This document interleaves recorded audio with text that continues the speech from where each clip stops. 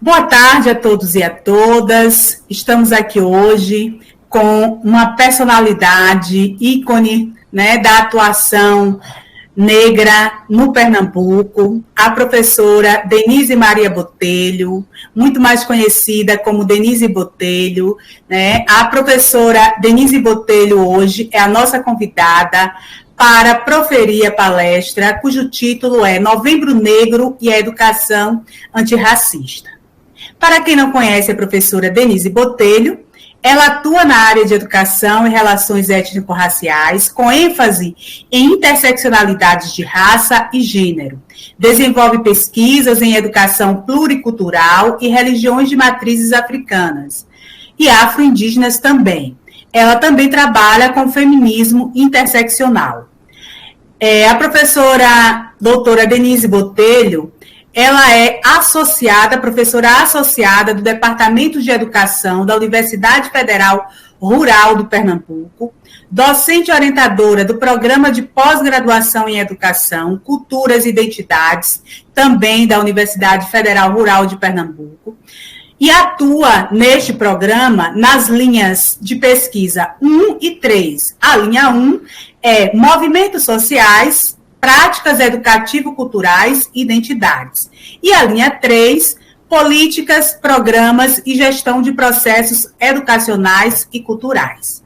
A professora Denise Botelho também é líder do Grupo de Estudos e Pesquisas em Educação, Raça, Gênero e Sexualidades, Audre-Lorde, conhecido como GPERGES Audre-Lorde.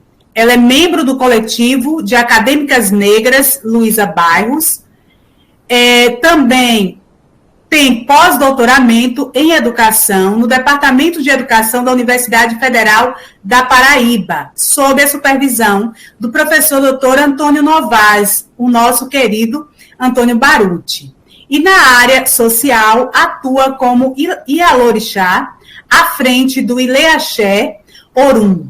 Professora Denise, boa tarde, seja muito bem-vinda, né? Agradecemos desde já a sua disponibilidade por estar conosco hoje. Para nós é uma honra, né, ouvi-la acerca do Novembro Negro e da educação antirracista. A palavra é toda sua. Bom dia, boa tarde, boa noite, né? As pessoas estarão vendo esse vídeo em momentos diferentes, mas hoje é uma quinta-feira e na minha tradição é consagrado ao grande caçador, aquele que sempre vai prover-nos de alimento, seja o alimento para a manutenção física, seja o alimento para a manutenção espiritual. Então, queria primeiro dizer para vocês que a prática da educação, ela por si já é uma prática interseccional. A educação precisa dialogar com várias ciências, com vários conhecimentos para o seu desenvolvimento.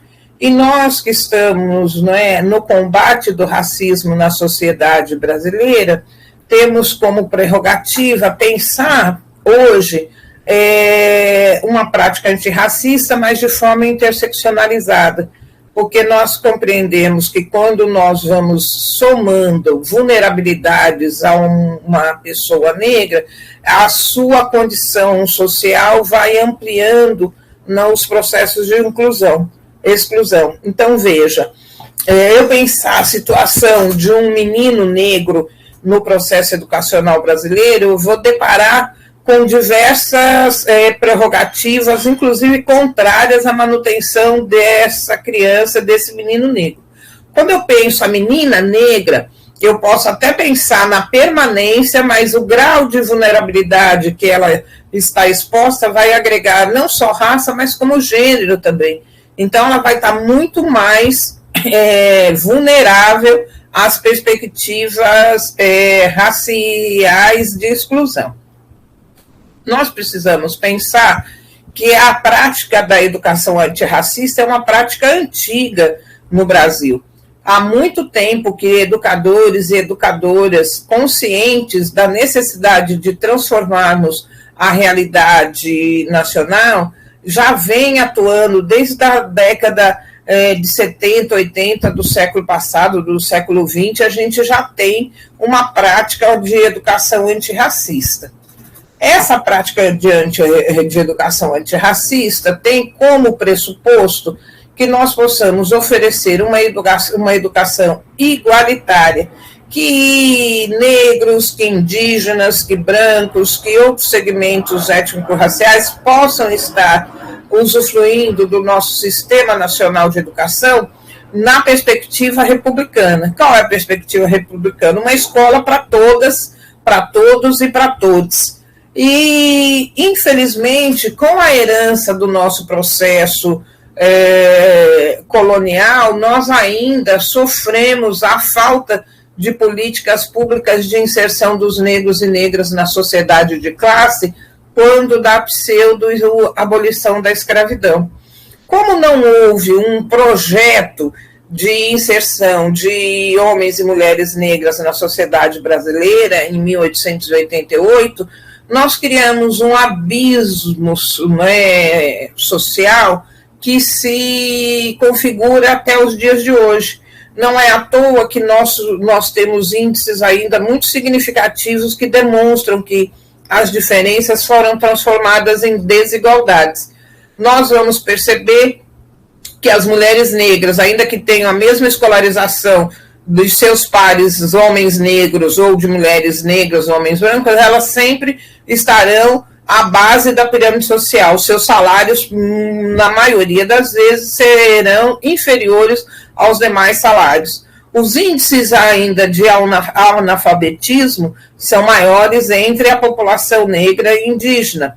Nós vamos encontrar diversas situações no campo da saúde, no campo da educação, na perspectiva da sociedade brasileira, que negros e que indígenas estão em situação de desprestígio. Desde 2003, quando nós tivemos sancionada a alteração da Lei de Diretrizes e Bases Lei de Diretrizes e Bases da Educação pelo ex-presidente Luiz Inácio Lula da Silva, ele, quando na Lei 10.639 ele altera a LDB, se torna obrigatório a inclusão da história e cultura afro-brasileira nos currículos do Brasil. A posteriori, em 2008, houve uma alteração, foi agregado, além da história e cultura afro-brasileira, a história e cultura indígena.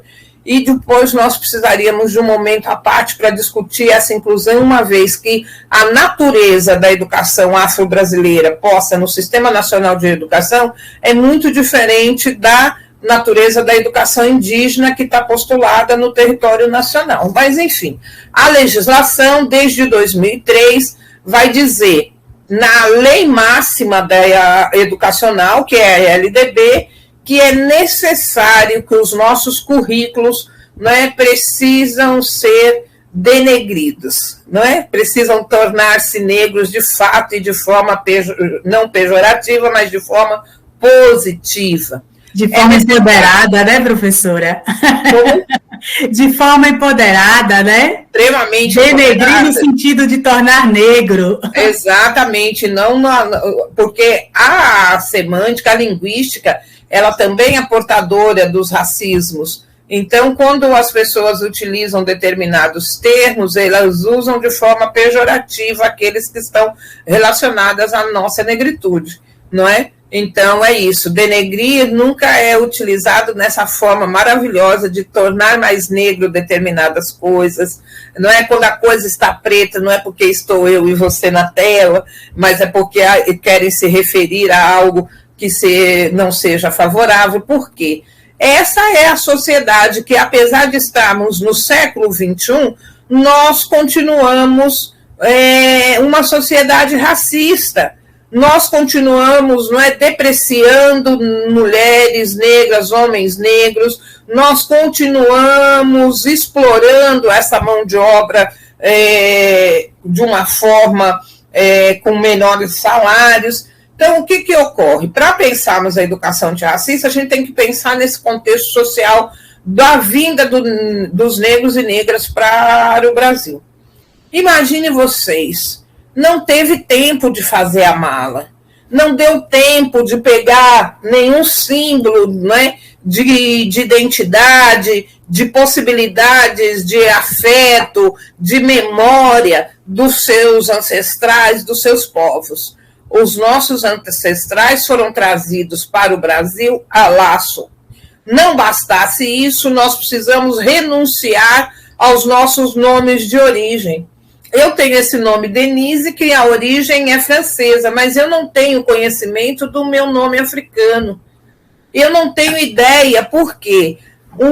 Nesse projeto de esquecimento da memória ancestral, os nossos ancestrais precisavam deixar para trás esse nome, essa identidade, a sua religião, e assumir o nome do colonizador. Então, além de você estar sendo submetido a uma lógica cultural que não é sua, você, né, é obrigado a renunciar ao seu nome, à sua identidade. E nós sabemos que nas comunidades tradicionais, os nomes têm muita importância, porque os nomes traduzem o que aquela pessoa veio fazer no mundo, o que aquela pessoa trouxe de responsabilidade na sua existência.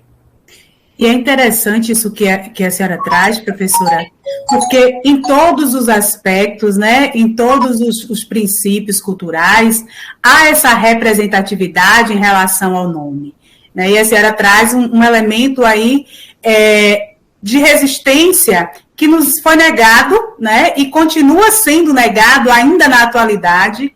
Por isso, o 20 de novembro sempre marcado como resistência, como momento de intensificação dessa resistência, que, na verdade, é uma resistência diária, né, uma luta diária. E essa luta, hoje, inclusive, eu escrevi num grupo do meu departamento, que às vezes muitos pares acham que, quando nós falamos de racismo ou de uma prática antirracista, que isso é mimimi. Mas essas pessoas não querem olhar para a realidade brasileira.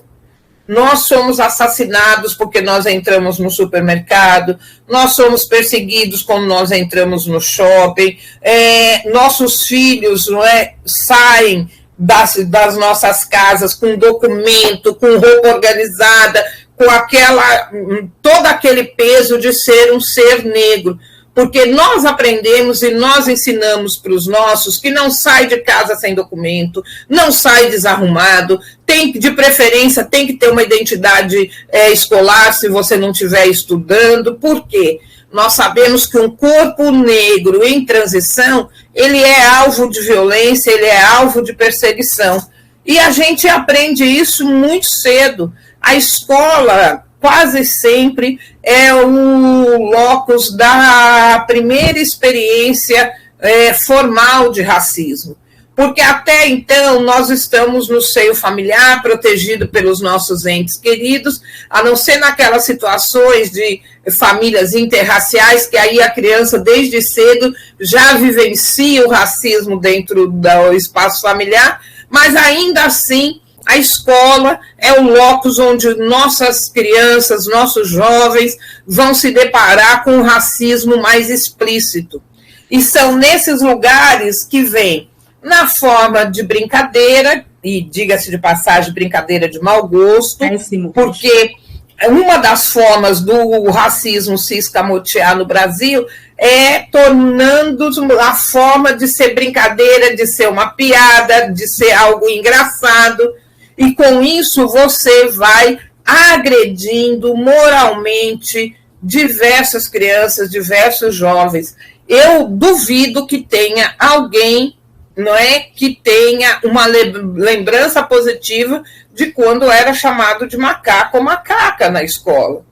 E se você for perguntar para um homem negro ou uma mulher negra, a maioria de nós temos uma história, não é, de sermos associados a animais, não só na lógica do macaco, que é o mais afrontoso, que é o mais direto, né?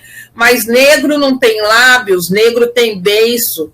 Então, o que significa isso? Não é uma ingenuidade, né? Os beiços dos homens negros, das mulheres negras, é uma forma também de animalizá-los. Então, nós estamos na sociedade sempre numa figura depreciativa, numa figura de menos-valia. E nós reforçamos isso no espaço educacional.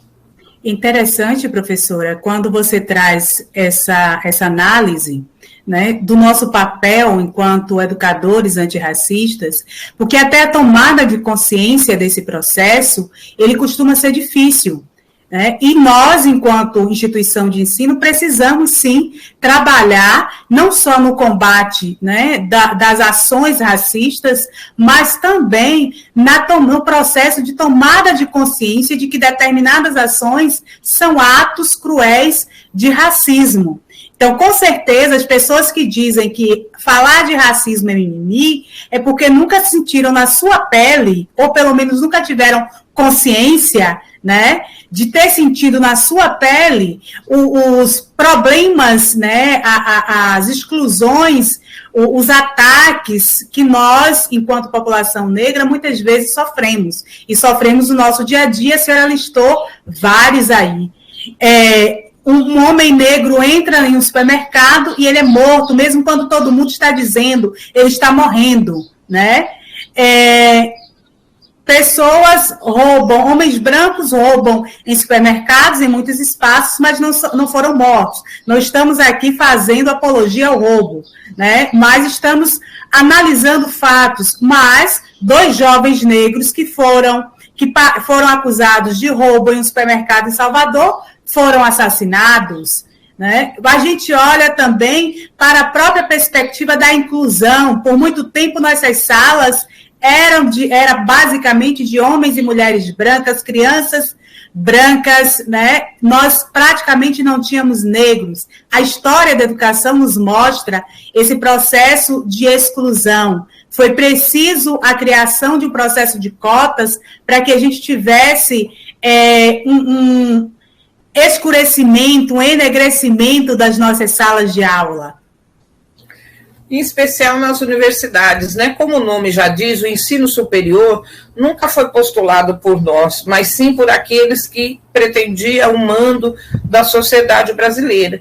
Então, nós, negros, que quase sempre estamos nas camadas mais populares, baixo poder aquisitivo, não tínhamos acesso à chamada educação superior, aquela que estava direcionada a preparar os futuros mandatários, e aí no masculino mesmo, que além de tudo, na sua grande maioria, seriam os homens brancos. Quando nós começamos a implementar a política de reserva de vagas nas universidades e depois no serviço público, o que nós vamos nos deparar é com a falta de caráter de algumas pessoas que se utilizam de uma medida reparatória necessária para um povo que vive em situação de desvantagem socioeconômica, e você vai ver várias pessoas burlando esse sistema. E aí, inclusive, dando argumentos para que a política de cotas, né, não seria interessante, que ela é problemática. Então, eu vou dizer o seguinte: a política de cotas ou a política de reserva de vagas nas universidades, nos concursos públicos, é uma das pouquíssimas medidas reparatórias que nós temos em relação a negros, negras, indígenas nesse país, mediante ao enriquecimento que esse país teve à base do trabalho escravocrata. Então, se nós hoje temos reservas de vagas, esta devolutiva não significa nada, porque o Brasil se sustentou literalmente nas costas dos nossos ancestrais. Então, a base econômica da colônia, e depois isso se permaneceu, foi feita por homens e mulheres negros e negras. Então, reserva de vagas hoje é algo mínimo, que a gente nem pode dizer em reparação, porque no povo negro já ofereceu tanto ao Brasil, e o Brasil tem devolvido pouquíssimo ao povo negro. E aí é importante que a gente reflita que o sistema de cotas ele tem um período de durabilidade, que ele deve ser avaliado pela sua continuidade ou não. Agora, eu pergunto, nós estamos conseguindo implementar a reserva de vagas nas universidades? Muito recentemente, a gente levou um tempo, as próprias instituições tiveram dificuldades de aceitarem essa legislação. Mas tem algo que é pior. Garantir o acesso não garante a permanência, porque a legislação diz, reserva de vagas, mas não se deu a continuidade na reflexão de que é necessário uma política de permanência dos cotistas nas instituições de ensino superior. O que ocorre é que muitas das vezes o aluno até acessa, mas ele não consegue se manter na universidade. Então, na verdade, a política de ações afirmativas no Brasil, ela não tem sido aplicada na sua totalidade.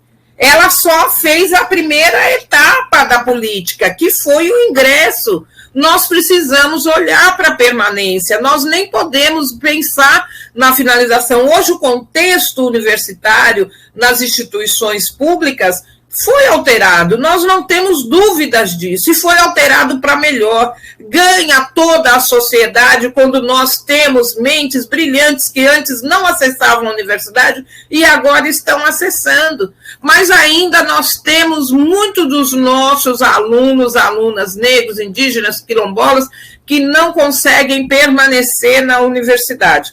E tem um dado. O fato de nós proporcionar o ingresso pela reserva de vagas não muda a mentalidade racista dos pares que lá estão. Os nossos currículos continuam eurocentrados. Nós não mudamos a nossa forma de produção de conhecimento. O nosso currículo continua branco. Ele é um currículo que não permite que aquele aluno que adentrou a universidade por reserva de vagas se identifique. Porque a grande maioria dos nossos são contrários à reserva de vagas. E eles tornam a vida dos nossos alunos cotistas, ou aqueles que não são, mas por serem negros, acabam sendo considerados como tal, torna realmente uma perseguição, uma dificuldade à vida dessas pessoas, porque lá no seu íntimo eles não se convenceram que o ensino superior é para todos e todas e todos. E aí este professor, esta professora, vai avaliar diferentemente os nossos alunos, ele não vai ter a delicadeza de mudar uma bibliografia do seu plano de curso, ele não vai diversificar os seus conteúdos, porque não há compromisso com essa sociedade que é pluriétnica, que é plurirracial, que é pluricultural, mas ainda o processo de produção do conhecimento é eurocentrado ou é ainda extremamente a produção do norte. Nós precisamos olhar para isso. Quando pensamos em políticas de ações afirmativas, que estamos aí já em período de avaliação, nós temos que admitir, nós não implementamos na totalidade as políticas de ações afirmativas. É preciso garantir mudanças no currículo, é preciso que todos nós tenhamos uma prática de educação antirracista nas nossas aulas, nos nossos cursos, nas nossas pós-graduações, e a gente sabe que não é bem assim. Ainda estamos distante que isso aconteça e aconteça de bom grado. Não é verdade? É verdade, professora. E tem uma coisa que você me fez lembrar aí agora, foi justamente do caso Ari, lá da UNB. Uma pessoa que sofreu na pele várias reprovações, ele conseguia ser aprovado em todos os componentes, isso em curso de pós-graduação, mas em um determinado componente ele não conseguia, Até que se identificou a prática deliberada de racismo. Então, o professor não admitia ter um aluno negro na sua sala. Em função disso, ele reprovava, ele negava, como se faz até hoje, né, o conhecimento da negritude, a produção epistêmica da negritude. Então, ele queria provar a qualquer custo que aquele aluno negro não era capaz de produzir episteme qualificada, quando, na verdade, todos os outros componentes e todos os outros professores comprovavam, ratificavam, reiteravam a afirmação de que aquela era uma pessoa negra, né, que construía, que produzia episteme de qualidade, tanto é que ele passava de primeira em todos os componentes, né, ofertados, produziu sua pesquisa com qualidade, mas teve esse enfrentamento que precisou de um embate judicial, né, e no momento em que ele muda de professor, ele sai dessa perspectiva, tem seu reconhecimento, né, epistêmico posto, e quantos de nós não vivenciamos isso justamente com a sua fala, né? Quantos de nós não somos perseguidos por professores racistas, por gestores racistas, por pessoas racistas, que tentam a qualquer custo nos dizer que não somos capazes. E é importante dizer que o caso Ari tomou uma dimensão porque foi um dos primeiros a vir à tona, né, a se tornar público. Mas quantos casos Aris que nós temos na nossa sociedade e que as pessoas foram perseguidas, foram reprovadas e muitos desistiram, porque não faziam parte de uma rede negra, não faziam parte de um processo, de um movimento, de um dos segmentos do movimento negro, e aí a pessoa, na sua solidão, não deu conta. Então, existem muitos casos, Ari. Mas o que é importante dizer é que hoje Ari não é só venceu tudo isso, é um professor universitário, fazendo pós-doc fora do país, não sei se ele já retornou, mas tenho a impressão que sim, que é só para dizer e reafirmar, quando se há oportunidade, todos nós vamos mostrar resultados. O que ocorre é que, muitas das vezes, o aluno negro, ele é colocado num corredor, né, de uma forma que ele não tem saída. E o que ele só pode encontrar no final desse corredor é o fracasso. Então, quantos dos nossos pares estão criando corredores de fracassos para os nossos alunos, para as nossas alunas negras? É preciso pensar. Se nós vamos avaliar as políticas de ações afirmativas, nós precisamos avaliar o sistema como seu todo. Não é só o ingresso, mas o que é que esse aluno vai se encontrar quando ele entra na universidade. Aí todos nós precisamos ser avaliados e avaliadas, não é mesmo? Concordo plenamente, professora, nesse sentido de que nós precisamos sim ser avaliados e nossas instituições, elas precisam assumir essa responsabilidade, né? Porque tem também uma outra estratégia de racismo educacional, tem sido historicamente a negação de uma educação de qualidade nas séries iniciais, né? Ou pelo menos no ensino fundamental, ou ainda até o ensino médio, e quando esse estudante ele adentra a universidade, então nessa linha de continuidade, política de permanência, é preciso que a instituição, e não apenas o professor ou os professores, mas a instituição como um todo, assuma essa responsabilidade enquanto projeto e política, né? Projeto e política de inclusão, no sentido de realmente dar condições para que esse estudante, ele também, quando for o caso, possa vir a se apropriar de um conhecimento que lhe foi negado. Não é que ele não tivesse capacidade de aprender, mas lhe foi negado, né? Nós que estamos na sala de aula, eu, por exemplo, que atuo na educação básica, vejo isso constantemente, né? De o aluno chegar sem um conhecimento que deveria ter aprendido antes, mas que ele chegou sem naquele espaço. E aí, qual é o meu papel? Continuar passando a mão pela cabeça, dizer que não é problema meu, ou assumir a responsabilidade de fornecer aquele conhecimento, a oportunidade de construção daquele conhecimento que lhe foi negado. E essa responsabilidade é apenas minha, apenas sua, como professora, ou é das nossas instituições, enquanto institutos federais, enquanto universidades? Por que ninguém questiona a cota do boi, né, que foi uma das primeiras formas de cota, aí inclusive nas universidades rurais do país? Ninguém faz esse questionamento, mas questiona a cota para negros. Na verdade, o que ocorre é que reserva de vagas sempre existiu.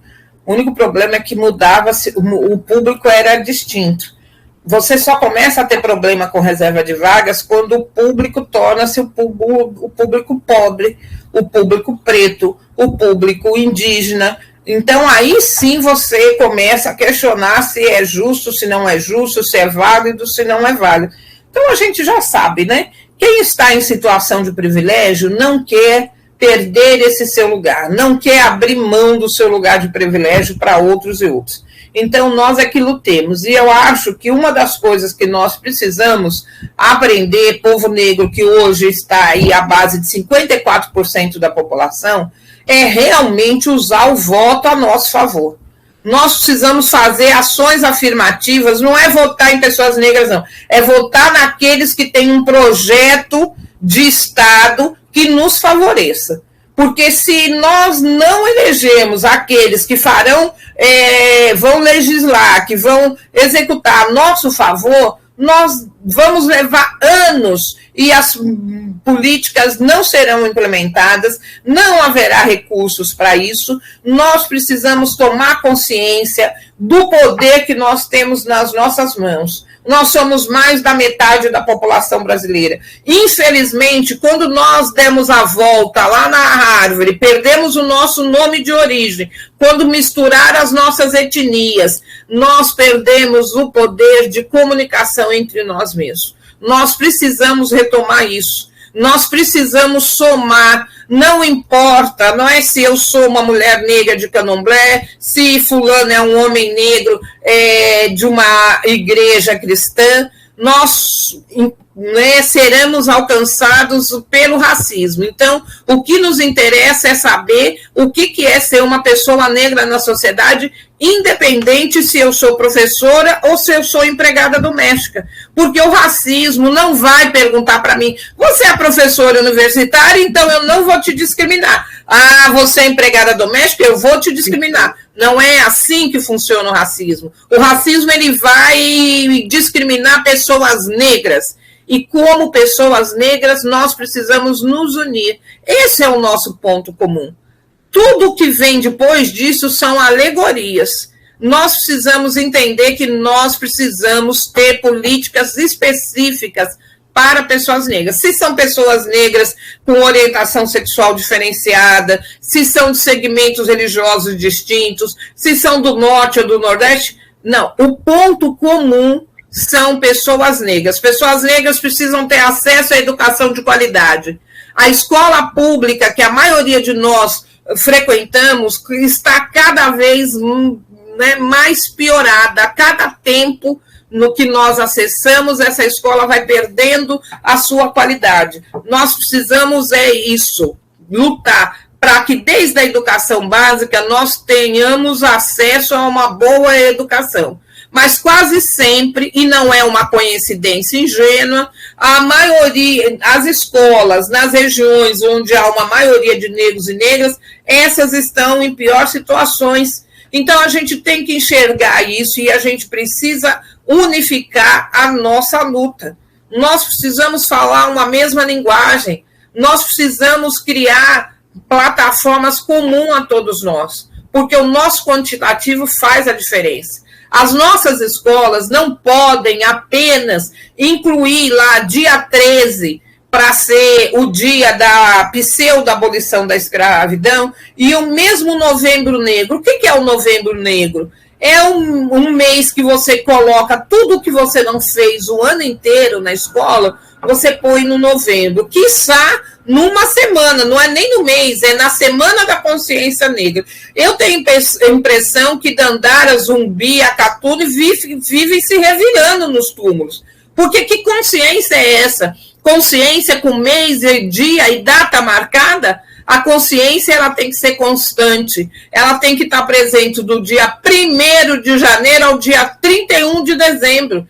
Eu não quero me restringir ao mês de novembro. Eu quero que me chamem para falar em junho, julho, agosto, setembro. Eu quero que a gente tenha no nosso projeto, no nosso planejamento, o que a legislação educacional diz, que é a inserção da história e da cultura afro-brasileira, dos africanos, dos indígenas. Eu quero isso de verdade, eu não quero faz de conta, não é só para a gente não acionar o Ministério Público para dizer que aquela escola é racista, porque é isso que as famílias de negros, negras, quilombolas, indígenas, populações tradicionais devem fazer. Se a escola onde seu filho, sua filha está inserida não tem cumprido a legislação educacional, essa escola deve ser denunciada. Gestoras e gestores que não fazem cumprir a legislação precisam ser culpabilizados, porque se não for desta maneira, nós vamos avançar de uma forma muito lenta, e nós temos muitas demandas, muitas necessidades, muitos atrasos que precisam ser acelerados. Então, já que a nossa ação ainda é uma ação fragmentada, mas nós precisamos nos utilizar dos meios legais para promover a equidade, a promoção racial de verdade na nossa sociedade. Porque senão fica sempre um faz de conta, fica um 13 de maio, que aqueles incautos querem, não é, eleger Princesa Isabel como algo maravilhoso. Eu não quero tirar o mérito da princesa, afinal de contas ela tinha caneta e tinha obrigação de assinar uma lei. Agora a luta abolicionista foi feita por homens e mulheres negros e negras também, é preciso dizer isso. 13 de maio não foi dado, 13 de maio foi uma conquista de homens e mulheres abolicionistas já da época, não é? A Princesa Isabel tem o seu valor? Tem, mas ela não nos deu nada que nós não tivéssemos lutado. Então, a gente precisa sair deste lugar de achar que Princesa Isabel é a nossa redentora. Não, eu não tenho nada para ser redimida, eu não tenho nada para que eu tenha que render homenagens à Princesa Isabel. Eu tenho que continuar lutando por Zumbi, por Dandara, para Atune, por todos aqueles e aquelas que derramaram seu sangue no solo brasileiro, lutando contra um sistema desigual, contra um sistema que transforma as diferenças em desigualdades. É isso que nós temos feito todos esses tempos. A escravidão acabou em termos. O problema é que negros e negras não ascenderam a categoria de cidadãs e cidadãos. Nós continuamos sendo pessoas, grupos de segunda categoria nessa sociedade. Melhora um pouco agora porque nós temos uma classe média negra ascendendo e isso faz uma diferença no mercado. O mercado é obrigado a olhar para nós, a não ser quando os irmãozinhos e irmãzinhas negros equivocados em ascensão, não é, vão comprar o sonho da branquitude. Aí não nos serve. Mas quando os irmãozinhos e irmãzinhas negros e negras em ascensão compreendem que é preciso valer este lugar, não é, de influenciar no mercado, influenciar na política, influenciar na educação, quando a gente fizer isso, a gente avança muito mais do que a gente tem avançado nesses últimos anos. Ainda que no governo democrático dos presidentes Luiz Inácio Lula da Silva e da presidenta Dilma Rousseff, nós tivemos várias ações no campo educacional. Não é? Dentro do próprio Ministério da Educação, nós tínhamos, né, coordenação específica para tratar da diversidade étnico-racial. Hoje, tudo isso faz parte da história, faz parte do passado.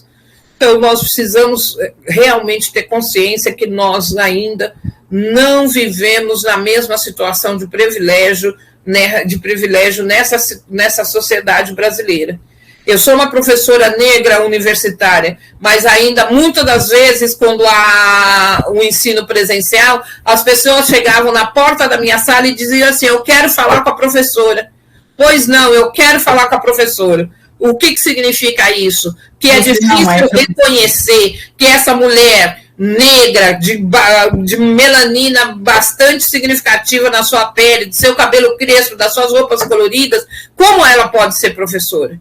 Ela não há um reconhecimento, né, desse lugar para nós.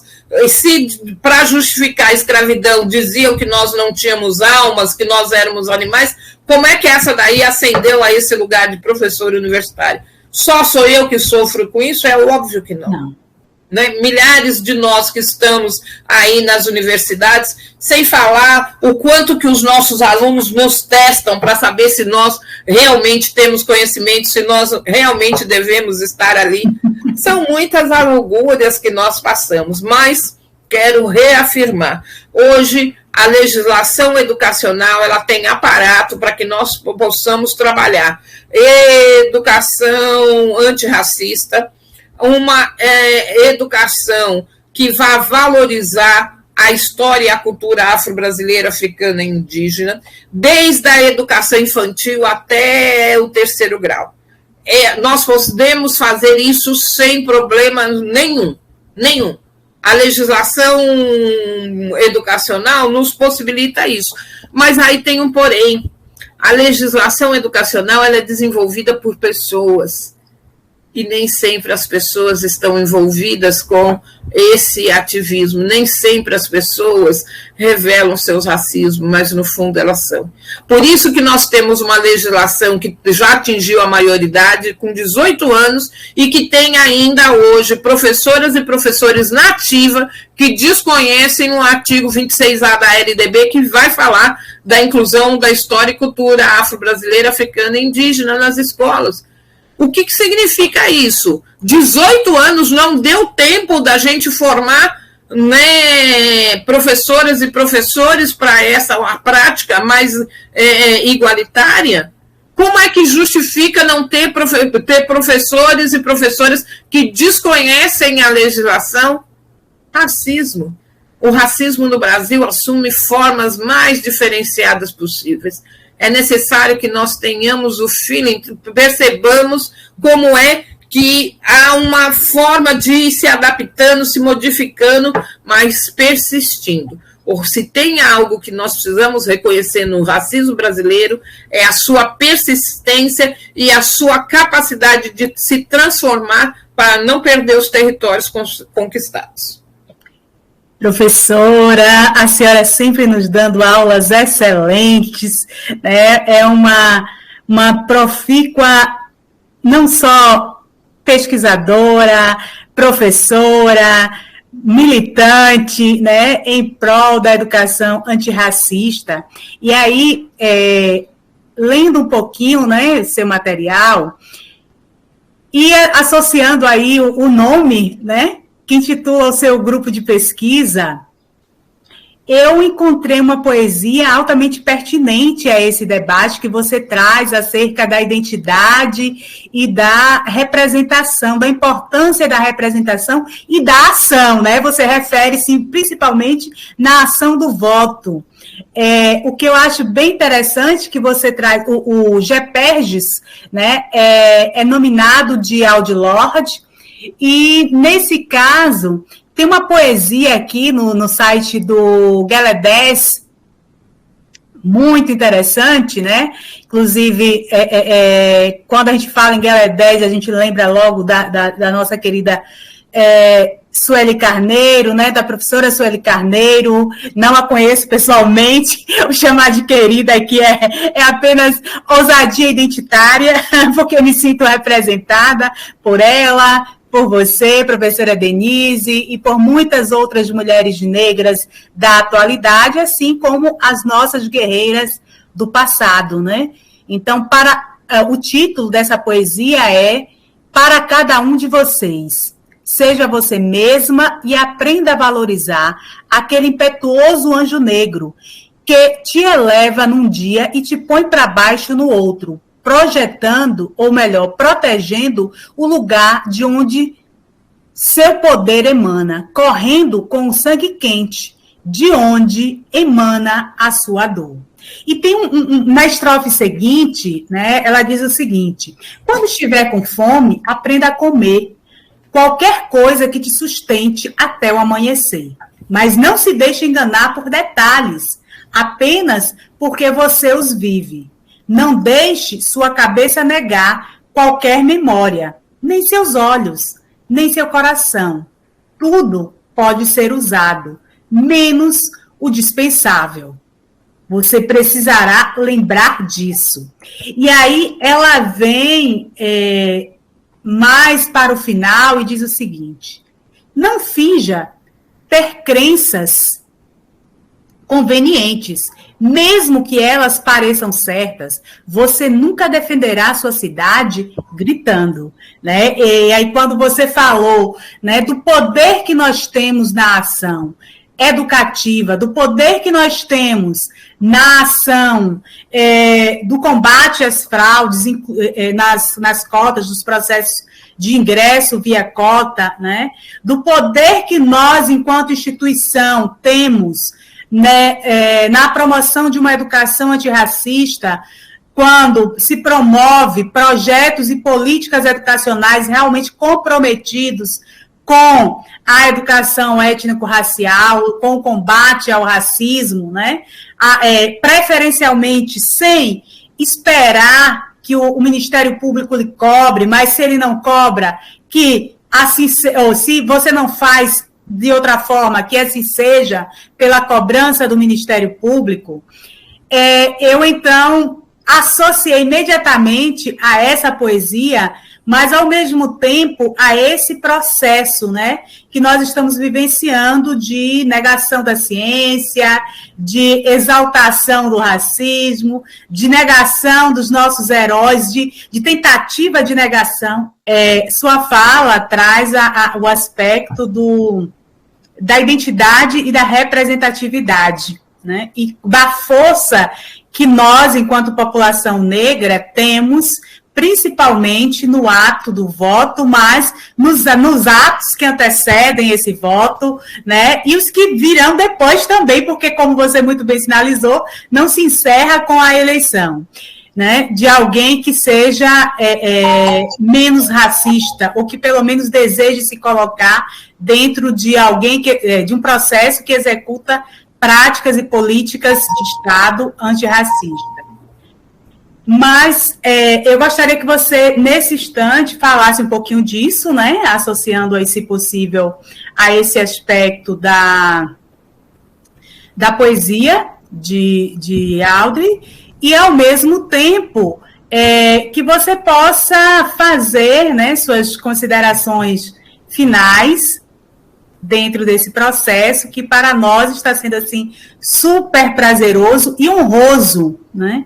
Beber da fonte, né? Tanta sabedoria que está vindo nesse espaço. Então, eu queria dizer para você uma coisa que eu tenho muito orgulho de dizer, que eu sou uma guelediana, mesmo o fato de eu não estar mais no Gueledés, né, porque saí de São Paulo, mas eu começo, né, a minha primeira experiência de ações afirmativas foi no projeto Geração 21, que foi um projeto idealizado por Cidinha da Silva, não é, no Gueledés, e eu tive a oportunidade de coordenar esse projeto, e confesso que foi um dos trabalhos que mais me alegra o coração, que é uma memória afetiva de muita gratidão, porque eu aprendi muito sobre políticas de ações afirmativas, mas principalmente no fortalecimento da identidade de jovens negros, porque às vezes você tem a política afirmativa, mas aquele jovem ele está tão inserido numa lógica de desprestígio que é muito difícil ele sair, não é, para esse outro lugar de reconhecimento, de valorização. Então é importante que a gente perceba isso também, né, que nem sempre, quando você tem uma política de ação afirmativa, se você não tiver um respaldo emocional para esses jovens, nem sempre eles vão conseguir dar conta de ocupar esse novo lugar que eles estão sendo convidados, uma vez que nós vivenciamos tantas práticas de não ter, de não realização, de desamor, que alçar novos voos fica diferente.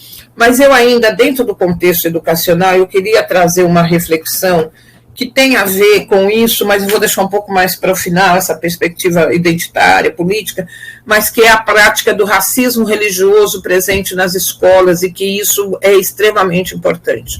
Quando nós temos uma escola que não protege alunos e alunas de segmentos religiosos não cristãos, nós não estamos cumprindo as prerrogativas de uma sociedade republicana como a nossa. Essa educação de qualidade ela tem que ser direcionada para todas, né, todos os alunos, todas as alunas, e o que nós estamos percebendo nos últimos anos é um crescente de ataques perversos às religiões de matrizes africanas ou afro-indígenas, e isso quando se dá na escola pública e não há uma intervenção, isso é crime. A escola pública tem como prerrogativa a laicidade. Então, nós encontramos escolas que obrigam os nossos alunos a rezarem, por exemplo, o Pai Nosso, como se o Pai Nosso fosse uma oração universal. Isso não é algo que agride a natureza de alguém que não é praticante de nenhuma religião, alguém que tem algum segmento religioso oriental e muitas das vezes agride os nossos alunos e alunas, não é? De religião da Umbanda, da Jurema, do Batuque, do Candomblé, mas a gente não percebe. Só que isso são ações cotidianas que vão minando a identidade de alunos e alunas relacionados a esses segmentos. Então, a gente chega, por exemplo, numa escola, a gente encontra um crucifixo, mas eu não vou encontrar uma imagem de Oxalá. Então, eu quero voltar aqui e dizer que a escola, a não ser que eu escolha colocar meu filho numa escola religiosa, aí eu estou fazendo essa opção, mas a escola pública, ela tem como princípio a laicidade. Então, não é o lugar do proselitismo, não é o lugar da conversão, não é o lugar da perseguição. Eu quero ressaltar isso, porque o racismo religioso tem acontecido nas nossas escolas de uma maneira muito intensa, e que aqueles que deveriam estar salvaguardando os nossos alunos, alunas, até professores e professoras, às vezes são os nossos algozes. Nós precisamos olhar isso com responsabilidade. A escola pública, ela é laica, e eu costumo dizer, mas as pessoas não são, mas no espaço público nós sabemos que nós temos que respeitar determinadas imposições, determinados limites. Me parece que quando chega nessa situação da religião, as pessoas se esquecem desses limites, se esquecem dessas questões, mas volto a repetir, nas nossas escolas públicas, elas são laicas e elas não podem ser um espaço de perseguição, ok?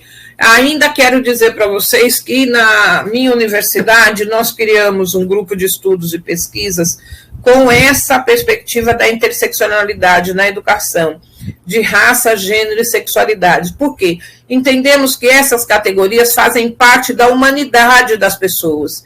Se nós não estivermos, as nossas pesquisas não estiverem debruçadas para a humanidade dos nossos alunos, alunas, dos nossos professores, das pessoas, eu acho que, para nós, a pesquisa perde o sentido.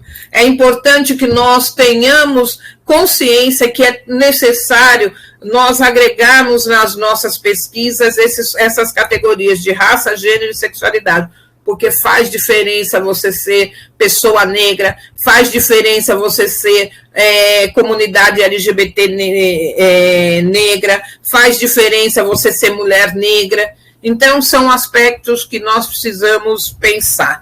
E volto a repetir aqui que nós precisamos escolher aqueles e aqueles que vão pautar uma educação de promoção da igualdade racial de verdade. Nós precisamos pautar aqueles que vão legislar a favor do povo negro neste país. Se nós não aprendermos a fazer isso, nós vamos ficar à mercê de oportunistas que, no período das eleições, se utilizam de bandeiras identitárias para nos convencer, mas que não há nenhum histórico, não há ações anteriores dessas pessoas.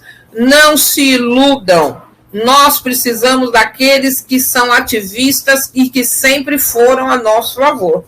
Se não for assim, serão só mais um, e nós continuaremos, né, vivendo as consequências dessa sociedade extremamente racista. É isso. Professora, a senhora toca em um ponto, em mais um ponto, né? Em mais um ponto bastante pertinente para o Novembro Negro, né? Que deve, a nossa luta deve ser diária, cotidiana, né? Ou seja, de 1º de janeiro a 31 de dezembro, como a senhora mesma já sinalizou.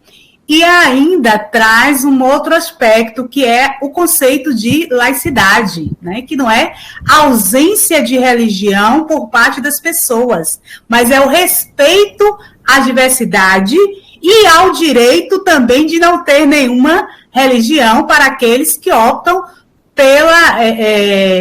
pela condição de não aderir a nenhuma religião, né? E isso é algo realmente que nós precisamos, enquanto instituições de ensino, seja superior, seja da educação básica, enquanto instituições públicas de ensino, estarmos atentos, né, cuidadosos, e não é atento de olhar, mas isso é um ponto, ou este é um ponto que precisa estar nos nossos projetos de trabalho, nos nossos projetos educativos, nos nossos PBIs, né, como um todo. Então, assim, é uma riqueza muito grande estar aqui com a senhora, inclusive um prazer, né, porque acho que a última vez que estivemos juntas foi na minha banca. E foi um prazer também. De mestrado. Aprendi muito, né, e venho aprendendo, e olha só que grata oportunidade a vida nos reservou, nos reencontrarmos com 18 de novembro, preparando uma live para um 20 de novembro. Com certeza. Ótimo. Professora, assim, eu dedico agora esses últimos momentos, né, porque assim, a senhora foi extremamente rica, passeou aí por todos os pontos de luta, né, que estão aí representados pelo Novembro Negro. E, nesse momento, eu deixo a palavra franqueada, né, para as suas considerações, agradecendo em nome do Consórcio Nacional de NEABs, NEABIs e grupos correlatos, né, um consórcio da ABPN, Associação Brasileira de Pesquisadores Negros, também em nome da Regional Nordeste, que no momento eu represento essa coordenação aí em parceria com o professor Antônio Baruti, né, da Federal do Paraíba. Meu supervisor no pós-doc. Pois é, um homem assim super alto astral, super alegre, muito dinâmico, né? E que faz o que muitos de nós faz, e ele ainda mais nesse momento, né? Que mesmo em um momento em que ele não poderia, que ele se encontra, né, com algumas questões, como todos nós nesse período pandêmico, de saúde, está aí, né, desde o primeiro momento, na luta, na parceria. Quando ele pode ir para a linha de frente, ele vai. Quando não, ele dialoga com a gente, né, nos bastidores e vai dando a força necessária. Então, para ele, aquele nosso abraço, né, especial. Também acho, super especial.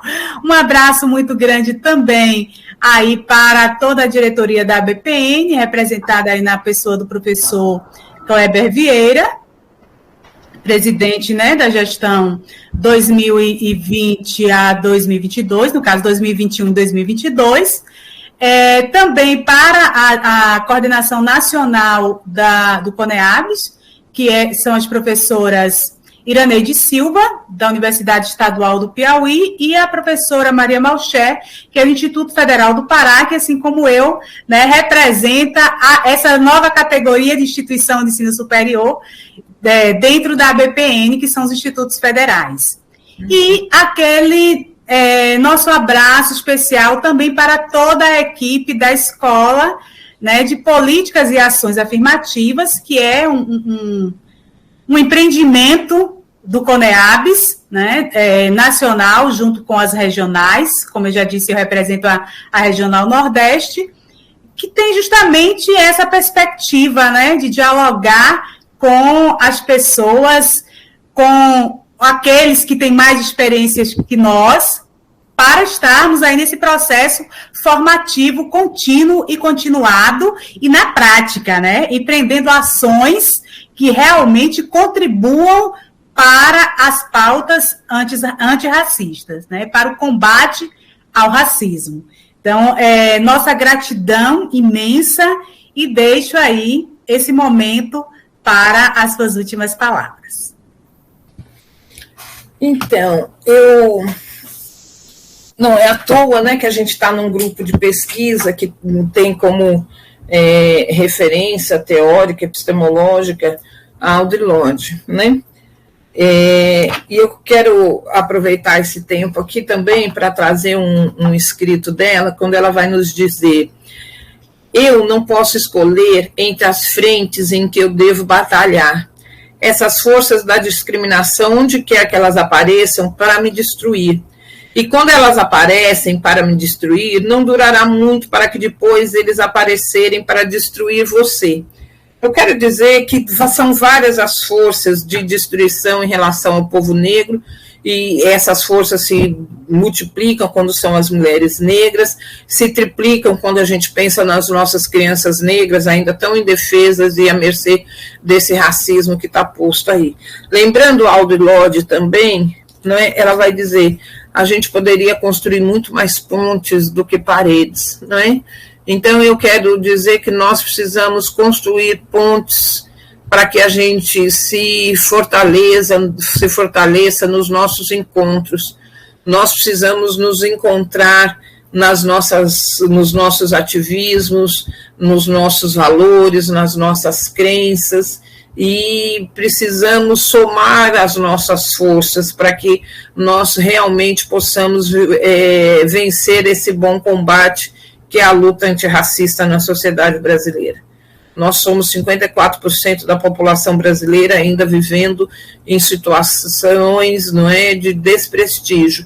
Se você pensar agora nesse período do Covid, quem mais morreu, quem é que está mais pobre, quem é que está revirando os carros de lixo, as latas de lixo, porque não tem mais comida, quem é que está sendo queimado porque está tendo que fazer fogão a lenha, porque não tem dinheiro para comprar o botijão no preço que está.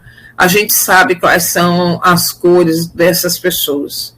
Então, que nós, mulheres negras, homens negros, população afro-brasileira, possamos ter um único referencial: somos pessoas negras. As alegorias que nos acompanham de região, de religião, de profissão, de estado civil, de orientação sexual, são apóteses. O importante é que a gente pense, enquanto pessoas negras, o que é que nós precisamos para que nós possamos mudar esse contexto de racismo na sociedade brasileira.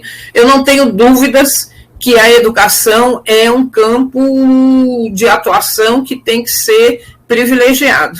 Nós não podemos abrir mão de uma educação antirracista, mas a gente precisa ir além das escolas. Nós precisamos ir, não é, ocupando outros espaços também.